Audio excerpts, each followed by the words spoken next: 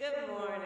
Good morning. It's so good to be with everyone, and I thank you. I am here to thank you. On behalf of Joe Biden, myself, our country, thank you, United Steelworkers, for all that you are, all that you've always been, and all that you do. I want to thank the International Vice President, Roxanne Brown, for that introduction and the work we've all been doing together. Mariana, it is so good to see you again.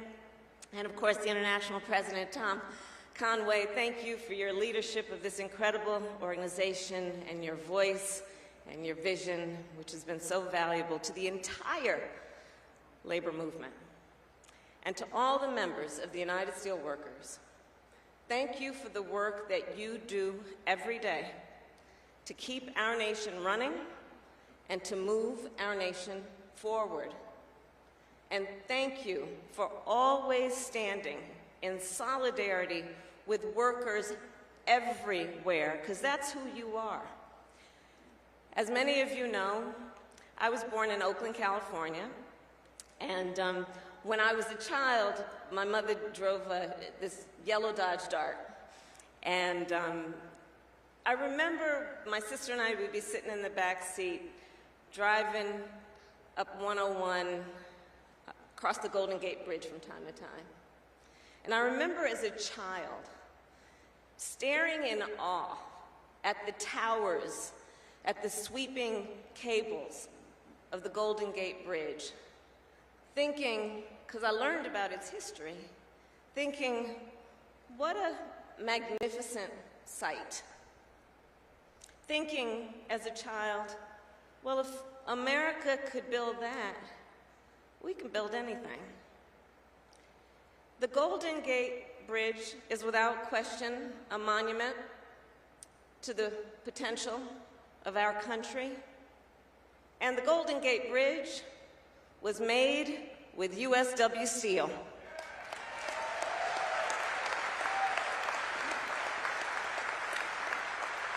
Just like the skyscrapers in New York City, the bridges of Pittsburgh, the assembly lines of Detroit, and the oil fields of Texas.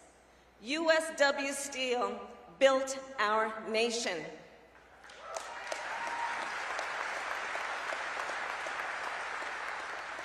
And USW organizing built our middle class.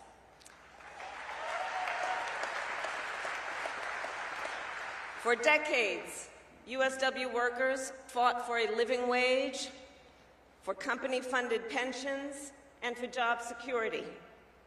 You fought to make our workplaces more safe, more fair, and more productive. In Cleveland, Ohio, in Gary, Indiana, in Bethlehem, Pennsylvania, this union made it possible for millions of Americans, whether they were a member of a union or not, they need to realize that.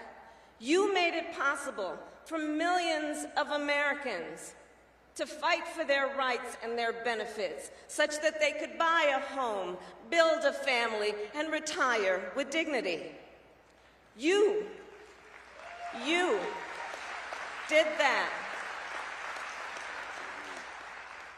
You created prosperity and opportunity, and you helped make America the most powerful nation in the world.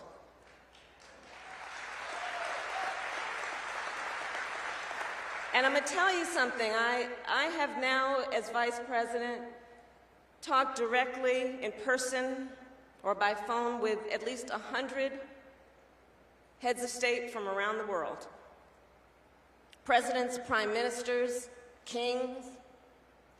And when they look to who we are as America, and they applaud our success and our prosperity, they do so understanding, if Joe and I are telling it, that the strength of America is because of the workers of America and the protection of workers of America and the recognition of the dignity of the work that those workers do.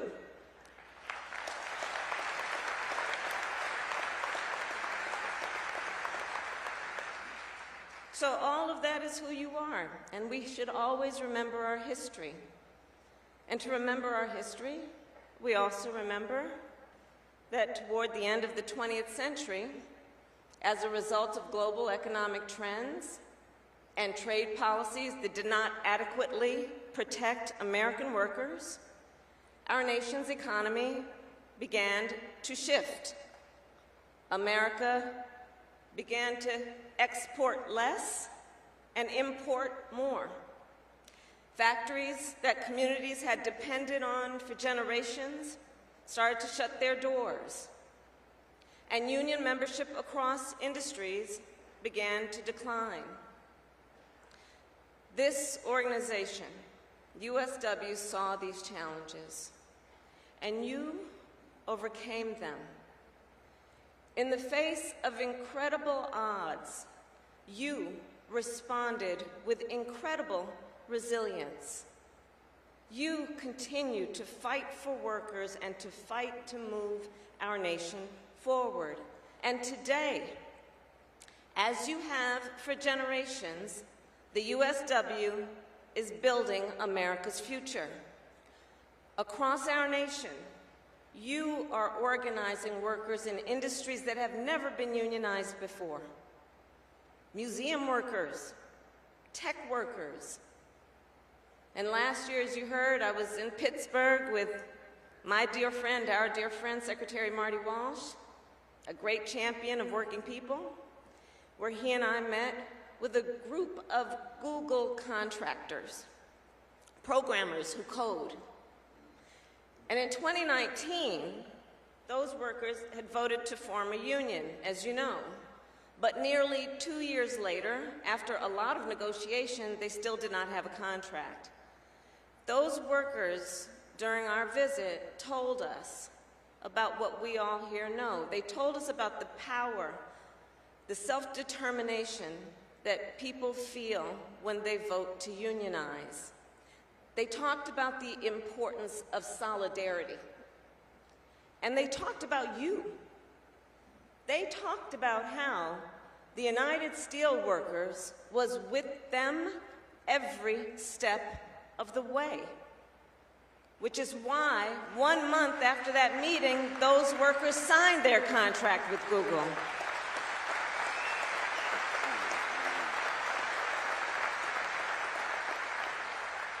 And became one of the first tech unions in our nation. This is the work you do. And this victory is part of a larger story.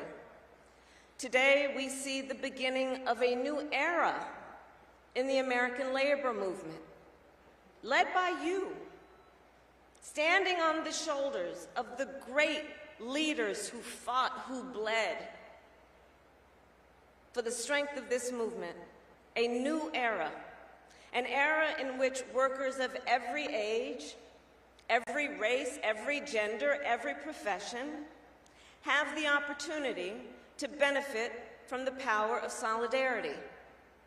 The USW is charting that new era. You are fighting for better wages, safer working conditions, stronger protections against harassment and discrimination. And every day, I see it, I'm traveling our country every day, you are fighting to make sure that workers always have a voice and that the dignity of their work is always respected. And let us be clear, like I said before, everyone benefits from that work, because when union wages are up, everybody's wages go up. When union workplaces are safer, all workplaces are safer. And when unions are strong, America is strong.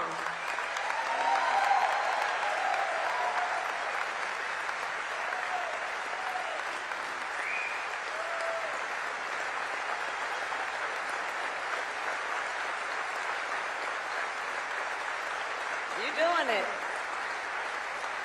So let me say, Steelworkers, so you know, when President Joe Biden and I, when we took office, we made a promise to you and to the American people. We vowed that we would address the urgent crises of today, the pandemic, the economic crisis, the climate crisis, but we also vowed to implement our vision for America's future, a future in which every person has the opportunity to succeed and to thrive. And in the last 18 months, we have made clear, because of your help, that we are building that future. Just reflect on the past 18 months. In those 18 months, our nation created more than 9 million jobs, making up for every job that we lost during the pandemic. Today, unemployment is at its lowest rate in half a century, in part because of the historic investment we made to support small businesses during the pandemic, beauty salons, daycare centers, family-owned restaurants that were about to close, but that the President and I believed in. And we invested billions of dollars to help keep their doors open. In our first year in office, we extended the child tax credit. You know what that meant? We cut child poverty in America by 40% in the first year.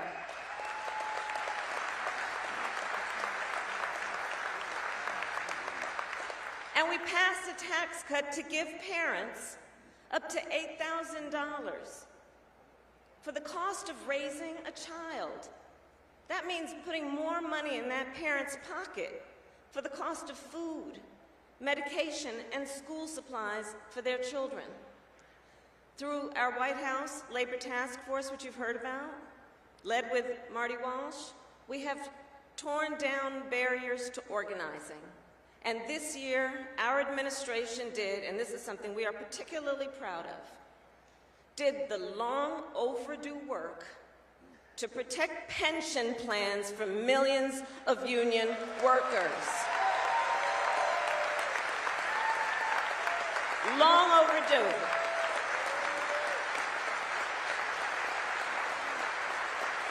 Long overdue. Benefiting 120,000 members of this organization. That was because of your help. Because you believed in our collective vision about what is in the best interest of the workers of America. With your support, our administration made the largest investment in our nation's infrastructure in a generation. So many people promised to do it. We did it. And today, you are helping to bring that investment to the people of our nation. We did it in D.C. Y'all are taking it to the streets. Be it in the roads, in high-speed internet, or in clean water. Just think about it. Today, USW cement workers in Union Bridge, Maryland, produce the materials we are using to rebuild our roads and bridges and ports and airports. One great example, the Harry Reid International Airport right here in Nevada. Today, USW production workers in Corning, New York, manufacture the fiber optic cables that we are using to connect, to fulfill that promise, every household in our nation with high-speed internet. We know what that means. Remember, during the height of the pandemic, all of the children and their families who otherwise did not have access or could not afford high-speed internet, the seniors who needed telemedicine but may not have had high-speed internet, you're doing that work. Today, USW metal workers in Tyler, Texas, are making the pipe that we will use to replace every lead pipe in our nation. Why is that important? Because far too many of our babies in America are drinking toxic water from those lead pipes.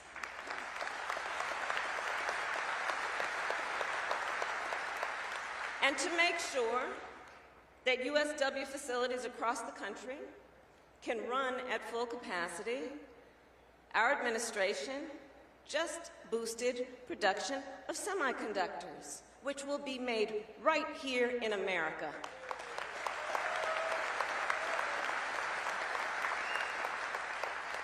And one of the benefits is it will also then boost the American auto industry to manufacture here in America more cars and trucks and buses right here.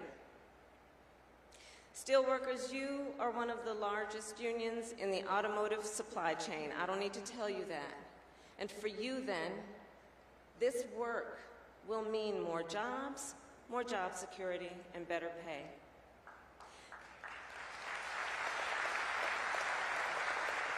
So, the President and my vision for the future also means lowering costs for Americans. Today we learned that last month our economy had 0% inflation. In July, we saw a drop in gas prices and a range of other goods like clothing and airfares and household appliances, which means more money in the pockets of working families. Combined with the fact that our nation created more than 500,000 jobs last month, it is clear that our nation is making progress. Now, we still know there's more work to be done to make sure that working families can get ahead and stay ahead, which is why very soon our President Joe Biden will sign into law another piece of our agenda, which is we will cap the cost of insulin for seniors at $35 a month, reduce health insurance costs for 13 million Americans by an average of $800 a year, and allow, I'm saying to a bunch of labor leaders, and allow Medicare to negotiate the price of prescription drugs, and here's what that means. Think about it. If you think of America as just being one big organization, the ability to represent more than 60 million Americans, which is how many are enrolled in Medicare right now, with the strength of bargaining power, Medicare will now negotiate with the pharmaceutical companies to lower the prices for all Americans.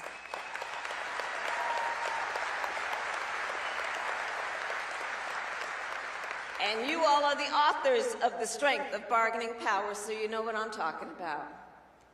In addition to lowering the cost of health care, we are also bringing down energy costs, in part by giving working families as much as $8,000 to upgrade the HVAC system in their home. That's lower energy bills and cleaner air. Our work will also make new and used electric vehicles thousands of dollars cheaper so that more working people can afford a plug-in hybrid or electric car and pay less or nothing at the pump. So these investments are the largest our nation has ever made to address the climate crisis, and these investments will create millions of good-paying jobs, including good union jobs. Union jobs, for workers who will forge the steel we need to produce wind turbines and solar panels. Jobs for rubber workers, aluminum workers, glass workers who will make the parts that are needed for these millions of electric vehicles, and jobs for the auto workers who will manufacture those vehicles, and jobs all across America, in steel towns and in coal country, and jobs in communities with skilled workers who are ready, willing, and able to continue building our nation's future. And if folks ask y'all, well, how do they plan on paying for all this? Please let them know. As we promised, we will not raise taxes on anyone making less than $400,000 a year, but this will be paid for because, you see, our nation's largest corporations will now start to pay their fair share.